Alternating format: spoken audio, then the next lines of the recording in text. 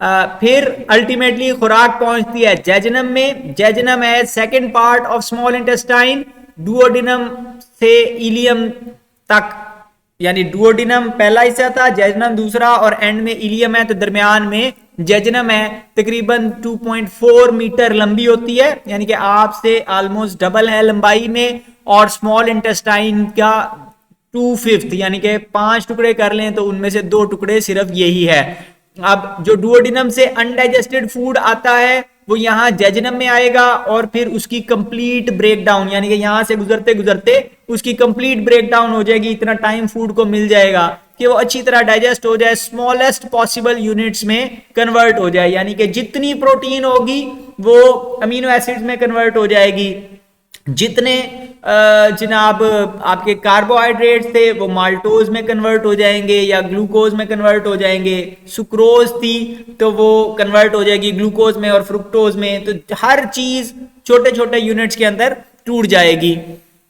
यहां पर डिफरेंट किस्म के एंजाइम्स मौजूद होते हैं। मिसाल के तौर पे अमीनो पेप्टिडेज है जो पॉलीपेप्टाइड्स को कन्वर्ट करता है डाइपेप्टाइड्स में। एरिप्सिन है जो अल्टीमेटली डाइपेप्टाइड्स को भी तोड़ता है और अमीनो एसिड अलग अलग कर देगा, यानी कि एक बड़ी बोटियां बना रहा है, दूसरा उन बोटियों का कीमा बना रहा है।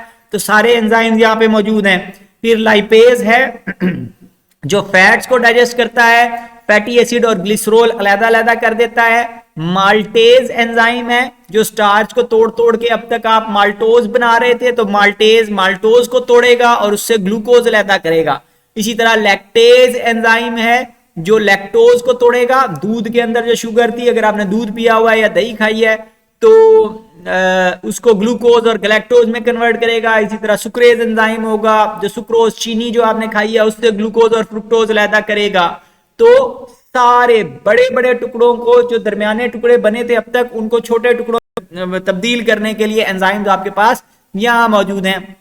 बाज लोग लैक्टोज को डाइजेस्ट नहीं कर पाते क्योंकि उनके पास ये एंजाइम बचपन में तो मौजूद होता है, बड़े होने पर उनके पास ये एंजाइम मौजूद नहीं होता। तो उसकी वजह से जब वो दूध पीते हैं तो उसकी वजह से उनके पेट में गैस हो जाती है, फ्लैचुलेंस होती है और पेट खराब महसूस होता है उनको। तो वो एक्चुअली होता है लैक्टोज इंटॉलरेंस, इसको हम कहते हैं कि बंदा लैक्टोज नहीं खा सकता। फिर वो अगर आप आइसक्रीम वगैरह खाएं या कोई और ऐसी फ्रूट चाट या कोई और ऐसी चीज जिसमें डेयरी प्रोडक्ट्स इस्तेमाल हुई हैं तो उसमें चूंकि लैक्टोज होती है, लैक्टोज आगे जाती है, वो डाइजेस्ट नहीं हो पाती, अनडाइजेस्टेड आगे चली जाती है। फिर बैक्टीरिया उसको तोड़ते हैं और जब बैक्टीरिया तोड़ते हैं तो उससे गैस प्रोड्यूस होती है और पेन होती है।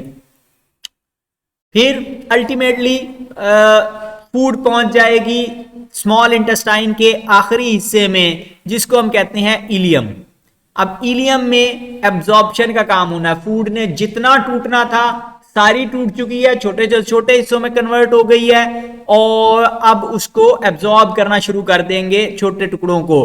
तो ये जो स्मॉल इंटेस्टाइन है इसकी सरफेस को अगर आप देखें अंदर से तो इस पे इस तरह की फोल्ड्स बनी हुई नजर आती हैं।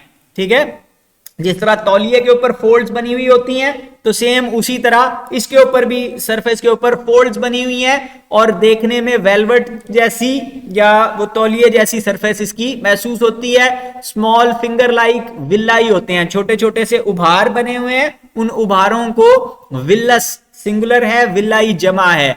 और उन उभार, एक विल्लस को अगर आप देखें तो ये एक विल्लस आपको नजर आ रहा है और उसके अंदर ब्लड सप्लाई है। रेड वाली वेसल ब्लड लेकर आ रही है, ब्लू वाली वेसल ब्लड लेकर जा रही है। तो हर विल्लस के अंदर ब्लड की सप्लाई दी हुई है और उसकी लाइनिंग सिर्फ एक सेल पर मुश्तमिल है।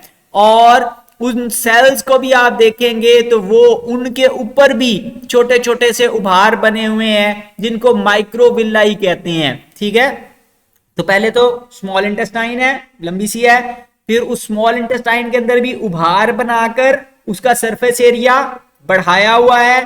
फिर उन उभारों के अंदर जो सेल लगाए हुए हैं उनकी सरफेस पे भी उभार बनाए हुए हैं कि सरफेस एरिया और कई गुना बढ़ा लिया है उसने। ठीक है, तो वो उसकी वजह से क्या होता है कि जिस तरह आपका तौलिया पर्दे या रुमाल की निस्बत ज्यादा अच्छी तरह पानी एब्जॉर्ब कर सकता है, इसी तरह यहां पर ये जो सरफेस है ये बहुत एफिशिएंटली तमाम काम की चीजों को एब्जॉर्ब करने की सलाहियत रखती है। ठीक है, तो कैपिलरीज मौजूद हैं, इसी तरह लैक्टियल वेसल मौजूद है। लिम्फेटिक सिस्टम की यहां पर येलो कलर में आपको नजर आ रही है। लिम्फेटिक सिस्टम आगे चैप्टर 14 में जाके हम देखेंगे। बेसिकली इसके जरिए, लिम्फेटिक सिस्टम के जरिए से लिपिड्स की ट्रांसपोर्ट की जाती है। जो आपने चिकनाई खाई है, मक्खन खाया है, देसी घी खाया है, या कोई भी घी तेल वगैरह खाया है, तो उसको ट्रांसपोर्ट ब्लड के जरिए नहीं किया जाएगा, लिम्फेटिक सिस्टम के जरिए से किया जाएगा।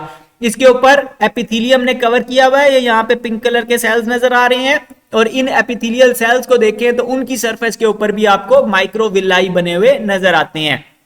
इन फोल्ड्स की वजह से, फोल्ड और फिर फोल्ड और फिर फोल्ड, उनकी वजह से बहुत बड़ा सरफेस एरिया है जो बहुत एफिशिएंटली चीजों को एब्जॉर्ब कर सकता है। मोनोसेक्राइड्स, अमीनो एसिड्स वगैरह सिंपल, चूंकि वो खुराक के अंदर ज्यादा हैं, सेल के पास नहीं है, तो वो ऑटोमेटिकली डिफ्यूजन के जरिए से सेल की तरफ चले जाएंगे। अब सेल जमा कर रहा है, जमा कर रहा है, जमा कर रहा है, एक वक्त आएगा सेल के पास अमीनो एसिड और कार्बोहाइड्रेट बहुत ज्यादा हो जाएंगे और अंदर फूड के अंदर बाकी नहीं बचेंगे। तो फिर आप क्या करेंगे, आपके सेल जबरदस्ती एनर्जी जोर लगा लगा के वहां से वो मोनोसैक्राइड और अमीनो एसिड्स को, जो थोड़ा बहुत भी होगा, उनको भी वहां से छीन लेंगे जोर लगाकर, एटीपी खर्च करके एक्टिव ट्रांसपोर्ट के जरिए से। तो ये माइक्रोविलाई के अंदर पंप लगे हुए हैं, प्रोटीन्स या गेट्स लगे हुए हैं, जो फूड, जब यहां से फूड गुजर रही है तो वो इस लाइनिंग में से वो अपना काम की चीजें उठाते जाते हैं। फैटी एसिड और ग्लिसरॉल का कुछ हिस्सा ब्लड में चला जाता है, लेकिन ज्यादातर हिस्सा एब्जॉर्ब कर लिया जाता है एपिथेलियल मेम्ब्रेन के अंदर, इन सेल्स के अंदर। फिर ये सेल उनको, मतलब पहले क्या था, आपने जो खाया वो देसी घी था, अगर वो देसी घी था तो वो किसी बकरी या गाय से आया हुआ था, अगर वो मक्खन था तो फिर भी वो किसी बकरी या गाय से आया हुआ था, उसका फैट है।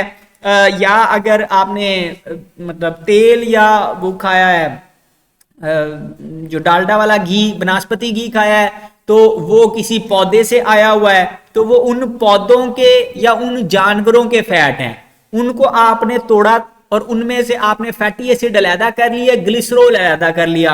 अब वो फैटी एसिड और ग्लिसरॉल एब्जॉर्ब कर लिए सेल ने, और सेल उनको जोड़कर आपकी बॉडी के कॉम्प्लेक्स फैट्स बनाएगा, आपकी चर्बी बनाएगा। तो रिकंबाइन किया जाता है, दोबारा से फैट बनाए जाते हैं, और फिर फैट के पैकेट बनाकर लैक्टियल वेसल के अंदर भेज दिए जाते हैं। ये जो लिम्फेटिक सिस्टम की वेसल है, इसमें भेज दिए जाते हैं, और उनको फिर प्रोटीन, अब आपको पता है कि तेल और पानी आपस में मिक्स नहीं होते, लिम्फेटिक सिस्टम के अंदर भी बेसिकली पानी ही है। तो उनको क्या किया जाता है, उनको एक पैकेट के अंदर बंद किया जाता है, ऊपर से उनको बुर्का पहना देते हैं, अंदर वो बम बारूद भरा हुआ है, लेकिन ऊपर से बुर्का पहना हुआ है, तो नहीं पता लगता ब्लड को कि जी कौन सी चीज जा रही है।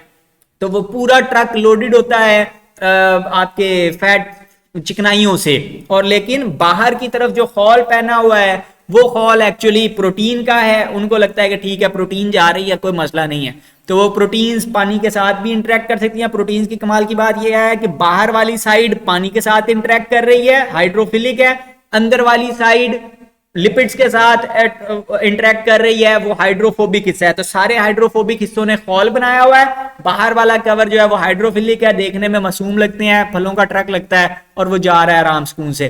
ठीक है, तो लिम्फेटिक सिस्टम के जरिए से प्रोटीन्स उनको लेकर चली जाती हैं, लिपोप्रोटीन ड्रॉपलेट्स बनते हैं, यानी कि छोटे छोटे गोल गोल बॉल्स बनते हैं जिनको लिपोप्रोटीन यानी लिपिड और प्रोटीन का ड्रॉपलेट हम कहते हैं। और ये अल्टीमेटली थोरेसिक लिम्फेटिक डक्ट के जरिए से आपके ब्लड में एंटर हो जाती है, यानी कि वो जो लिम्फ यहां से जा रहा है, यानी कि वो लिक्विड है जिसमें ब्लड इसलिए नहीं है कि उसके अंदर ब्लड सेल्स नहीं है, रेड ब्लड सेल्स नहीं है, तो वो लिम्फ लेकिन अल्टीमेटली जाकर थोरेसिक लिम्फेटिक डक्ट के जरिए से सीने में जाकर वो आपके ब्लड में शामिल हो जाएगा, और वहां पर प्लाज्मा में भी एंजाइम्स हैं जो उसको फर्दर मॉडिफाई कर सकते हैं, और अल्टीमेटली आपकी बॉडी के सेल्स उनको एब्जॉर्ब कर लेंगे और उसको एनर्जी प्रोडक्शन के लिए या प्लाज्मा मेम्ब्रेन बनाने के लिए या दूसरी इंपॉर्टेंट कंपोनेंट्स बनाने के लिए इस्तेमाल कर सकते हैं।